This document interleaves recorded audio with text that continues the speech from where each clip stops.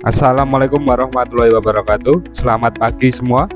Bagaimana kabar kalian hari ini? Sehat?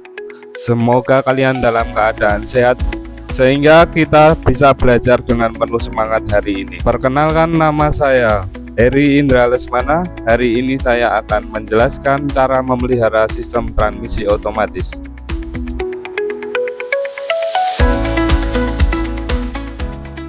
Sistem transmisi otomatis atau continuously variable transmission adalah jenis transmisi otomatis yang menggunakan gigi tetap, melainkan memanfaatkan sistem puli dan fibel untuk menghasilkan rasio transmisi yang dapat berubah secara kontinu.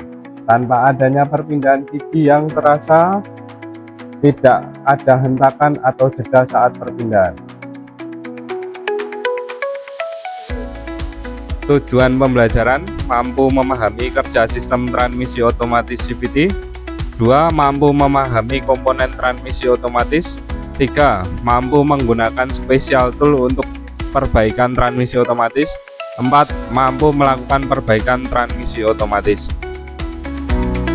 Transmisi otomatis adalah transmisi kendaraan yang pengoperasiannya dilakukan secara otomatis dengan memanfaatkan gaya sentrifugal. Transmisi yang digunakan yaitu transmisi otomatis fibel atau yang dikenal dengan CVT atau Continuous Variable Transmission. Mari kita ingat kembali nama-nama komponen CVT. Primary Sliding Shift, Primary Fixed Shift, Collar, Slider,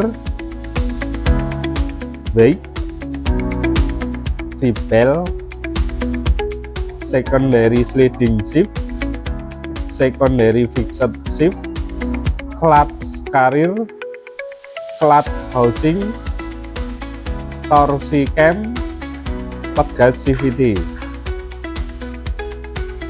Berikut ini beberapa alat dan bahan praktik. 1 unit sepeda motor. Alat praktik toolset, shift holder, kunci T, kunci CVT, tracker CVT, electronic impact wrench.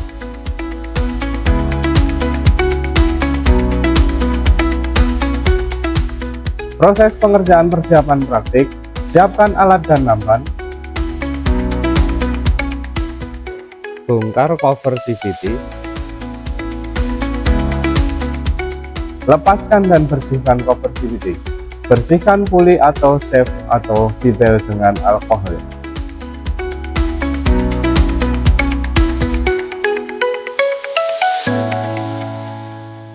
Proses pembongkaran: lepaskan puli primary shift, lepaskan fibel,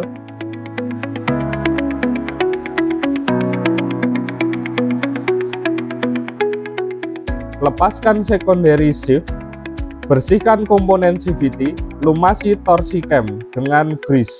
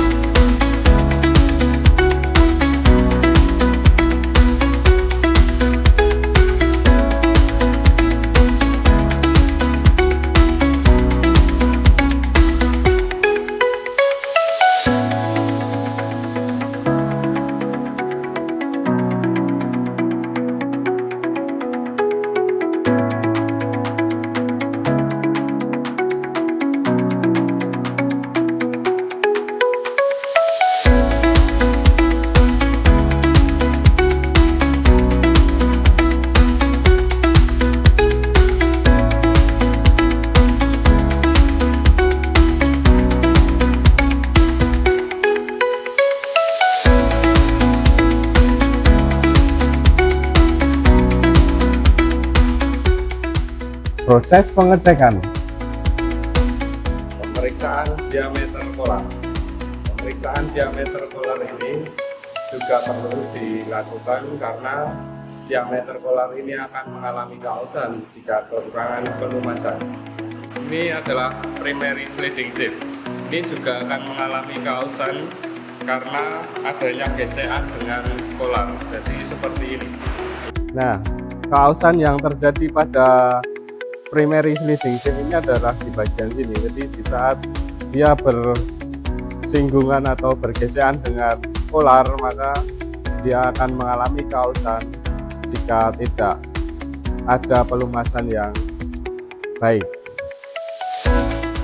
Pemeriksaan primary fix shift. Pemeriksaan dilakukan untuk mengetahui keausan yang terjadi pada primary fix shift karena gesekan yang terjadi dengan fibel.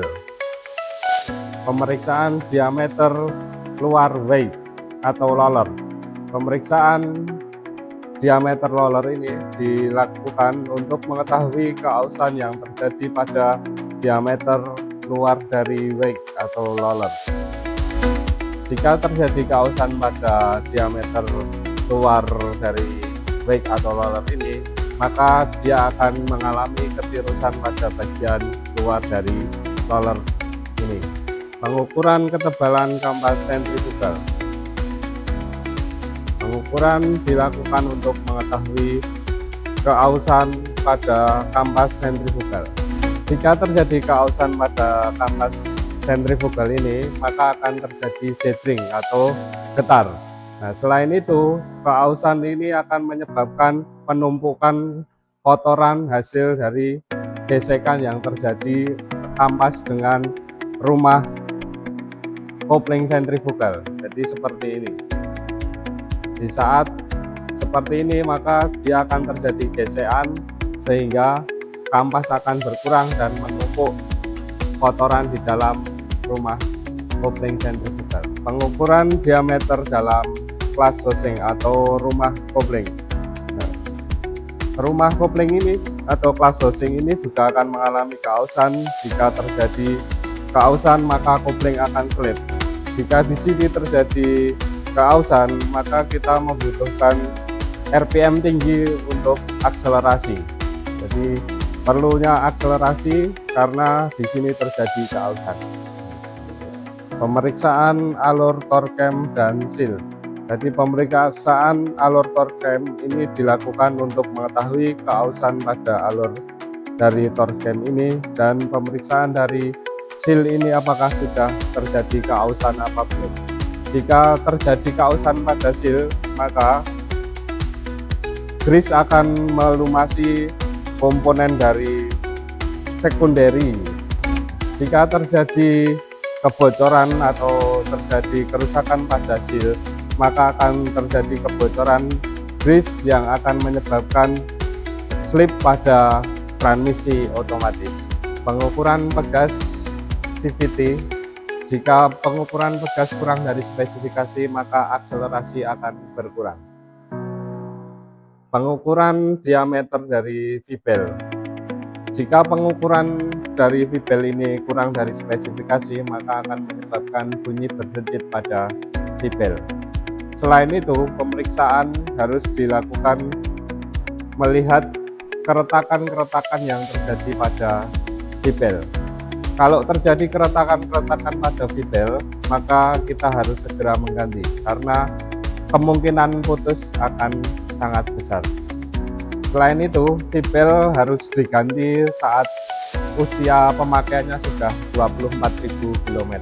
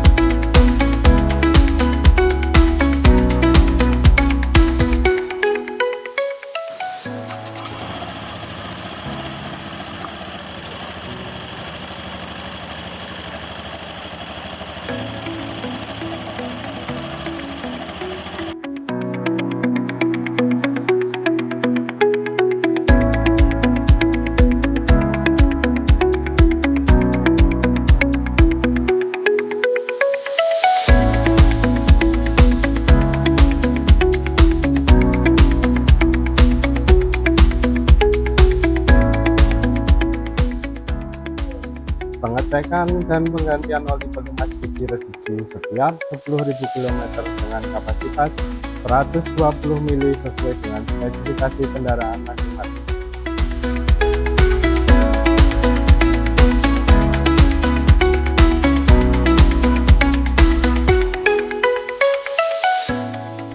Demikian video pembelajaran dengan topik memelihara sistem transmisi otomatis. Semoga video ini dapat menjadi inspirasi dan bermanfaat untuk perkembangan pendidikan di Indonesia. Wassalamualaikum warahmatullahi wabarakatuh. SMK bisa.